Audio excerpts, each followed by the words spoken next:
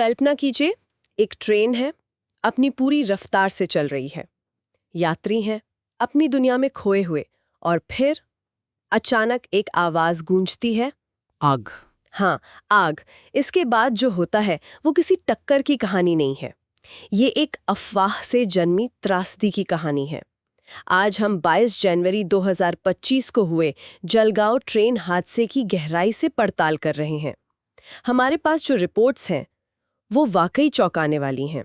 चौंकाने वाली इसलिए क्योंकि यहाँ असली विलन कोई तकनीकी खराबी या कोई टक्कर नहीं थी। नहीं, यहाँ विलन था इंसानी डर। और जो बात इसे और भी ज्यादा परेशान करती है वो ये है कि कैसे सुरक्षा के लिए बनाया गया सिस्टम ही तबाही का एक कारण बन गया। तो चलिए उस दिन पर वापस चलते हैं। 22 जनवरी 2025 महाराष्ट्र का जलगांव जिला महेजी और परधाड़े स्टेशंस के बीच आखिर हुआ क्या था? तो उस दिन 2 ट्रेनें इस कहानी का हिस्सा बनी।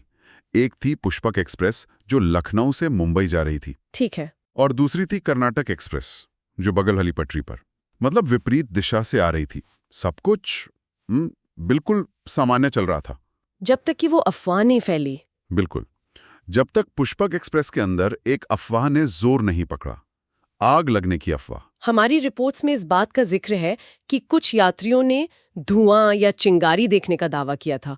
लेकिन एक बात बहुत अजीब है, एक चश्मदीद के मुताबिक एक चाय बेचने वाले ने ये सब शुरू किया। हाँ, ये बात सामने आई थी कि उसने कथित तौर पर चिल्लाना शुरू किया कि ट्रेन में आग लग गई है, और उसने इमरजेंसी चेन भी खींच दी। और बस यहीं से वो कहते हैं ना, स्नोबॉल इफेक्ट, वो शुरू हो गया।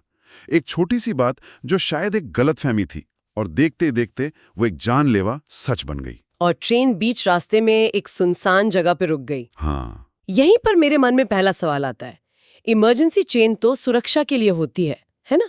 मतलब किसी अनहोनी पर ट्रेन रोकी जा सके। हाँ, बिल्कुल। लेकिन यहाँ तो ट्रेन का रुकना ही सबसे बड़ी मुसीबत बन गया।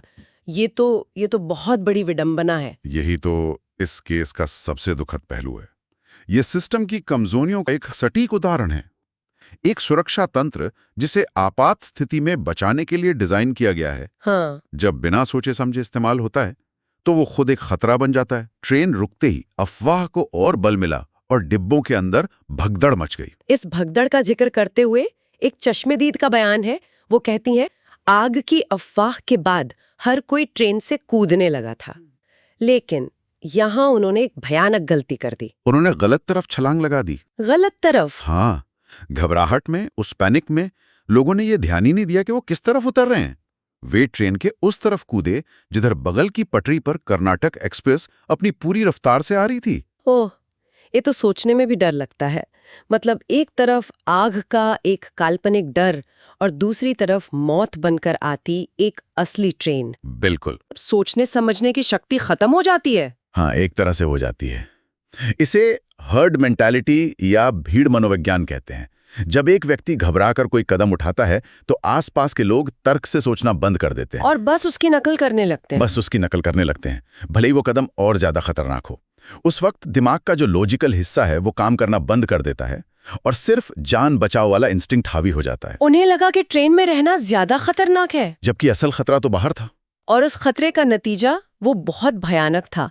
आंकड़े बताते हैं कि 12 लोगों की मौत हुई और 15 से ज्यादा लोग घायल हुए। हाँ। मुझे एक रिपोर्ट में एक बहुत ही परेशान करने वाली जानकारी मिली कि शुरुआत में मरने वालों की संख्या 13 बताई गई थी। लेकिन बाद में पता चला कि एक धड़ और सिर, जिसे 2 अलग-अलग लोग समझा जा रहा था, वो असल में वो एक ही व्यक्ति के थे।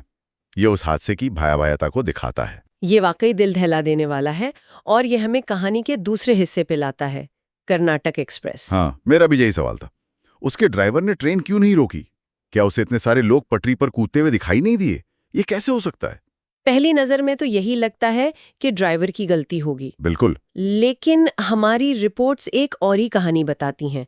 यहाँ सिर्फ इंसानी घबराहट ही वजह नहीं थी, इसमें रेलवे इंफ्रास्ट्रक्चर की भी एक कमी सामने आती है। इंफ्रास्ट्रक्चर की? वो कैसे? रिपोर्ट्स के मुताबिक जिस जगह पर पुष्पक एक्सप्रेस रुकी थी वहां पटरी में लगभग 2 डिग्री का एक मामूली सा घुमाव था। 1 मिनट, ये बात थोड़ी हैरान करने वाली है।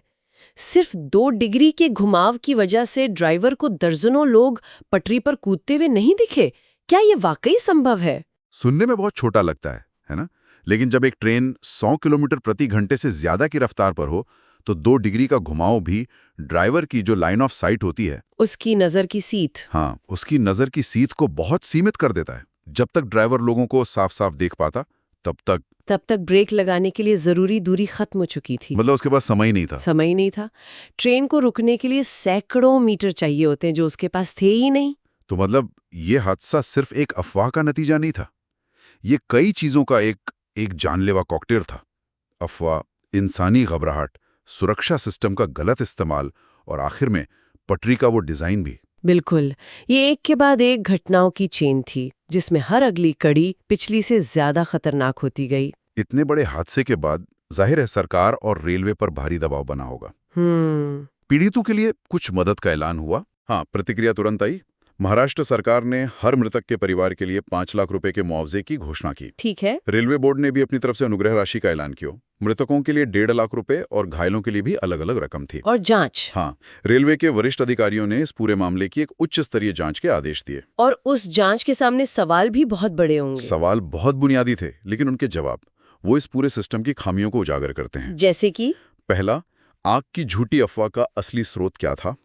क्या ये सच में पहियों के पास ब्रेक लगने से उठी कोई चिंगारी थी जिसे यात्रियों ने गलती से आग समझ लिया? ये अक्सर होता है। हाँ, ये तो होता है। दूसरा, इमरजेंसी चेन क्यों और किसने खींची? और तीसरा, सबसे जरूरी सवाल, यात्री एक एक्टिव रेलवे ट्रैक पर कैसे उतर गए? ये तीसरा सवाल मुझे सबसे ज्यादा महत्वपूर्ण लगता है। ये दिखाता है कि आपातकालीन स्थिति में क्या करना चाहिए और क्या नहीं, इस बारे में जागरूकता की कितनी ज्यादा कमी है हमारे यहाँ। सही कहा, यह आपातकालीन प्रबंधन की विफलता को भी दिखाता है। जब ट्रेन रुकी तो घबराहट के उस माहौल में कोई आधिकारिक घोषणा क्यों नहीं हुई? सही बात है, किसी को तो बताना चाहिए था। यात्रियों को ये बताने वाला कोई क्यों नहीं था कि वो सुरक्षित हैं और उन्हें ट्रेन में ही रहना चाहिए? उस वक्त बेहतर संचार और भीड़ नियंत्रण शायद कई जानें बचा सकता था। तो जब हम इस पूरी घटना को देखते हैं तो ये साफ है कि इसे सिर्फ एक अफवाह से हुई भगदड़ कहना शायद पूरी कहानी नहीं है। नहीं, ये उससे कहीं ज्यादा गहरा मामला है। तो फिर सबक क्या है? ये असल में कई स्तरों पर एक विफलता है। सबसे पहले व्यक्तिगत स्तर पर, जहां अफवाह पर बिना सोचे समझे यकीन कर लिया गया। दूसरा, सामाजिक स्तर पर, जहां भीड़ मनोविज्ञान ने तर्क को खत्म कर दिया। और तीसरा, व्यवस्था के स्तर पर, जहां सुरक्षा के लिए बने नियम और वो इंफ्रास्ट्रक्चर वही जानलेवा साबित हुए। ये हादसा इस बात की एक जीती जागती मिसाल है कि गलत सूचना के परिणाम कितने घातक हो सकते हैं, खासकर जब माहौल पहले से ही तनावपूर्ण और भीड़भाड़ वाला हो। बिल्कुल, ये सिर्फ एक ट्रेन दुर्घटना नहीं है, बल्कि हमारे समाज के लिए एक चेतावनी है। चेतावनी किस तरह की? जानकारी के इस युग में, जहां एक व्हाट्सएप मैसेज या एक झूठी चिल्लाहट सेकंडों में फैल सकती है, ये हमें सिखाता है कि गलत जानकारी कितनी जल्दी और कितनी बुरी तरह से तबाही मचा सकती है। ये तो है, ये हमें सोचने पर मजबूर करता है कि हम सूचना को प्रोसेस कैसे करते हैं। और ये हमें एक बहुत जरूरी सवाल पर सोचने के लिए छोड़ जाता है। जब हम किसी भीड़ का हिस्सा होते हैं, चाहे वो ट्रेन हो, कॉन्सर्ट हो या कोई रैली, कहीं भी, तो एक अफवाह पर यकीन करने और काम रहने के बीच का फासला कितना छोटा हो सकता है। अगली बार किसी ऐसी आपातकालीन स्थिति में हमारी पहली प्रतिक्रिया क्या होनी चाहिए? घबराहट या सवाल पूछना?